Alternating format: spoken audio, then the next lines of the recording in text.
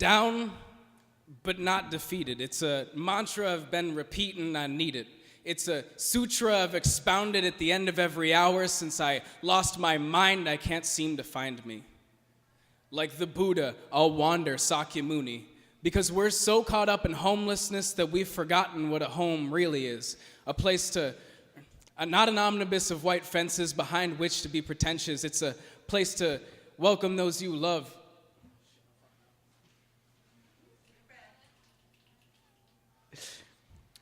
It's a place to keep your heart and welcome those you love, not a place to project your hate and procreate so you're a Christian nation you can populate. It's derisive to decide who can fit inside four walls when the motive is money.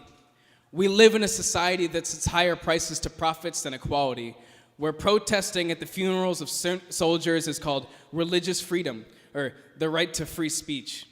But for those in the top pay scale, it's an ignorant man's ages to make stupidity a stasis when all throughout the ages equality prevails. So like Siddhartha, I'll sit beneath banyan trees waiting for complacency is never brought to be. You see, it's clear to me why he said, all life is suffering. It's not suffering for me, it's suffering for my brethren, humanity, because the equality afforded to me is not to you, because your boo has the same junk as you do.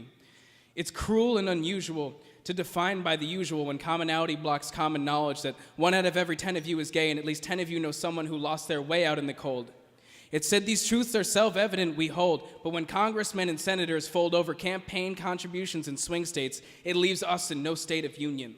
So come and stand in solidarity with me and look back to simpler times when Vedic edicts taught us how to treat each other, gleaned from the tomes of scripture. This nation all rove, and not all who wander are lost, so despite white crosses of worship, all feel no welcome from hypocrisies of those who warn what I should have done. I'd rather live with knowledge of impermanence than follow ways that are surely bent. Acceptance and love do not include exclusions. In order for true transcendence to take place, take a chance. Leap over your garden wall, jump just for the fall, and feel free. An Indian prince once did the same, only to see that outside of a perfect elaborate palace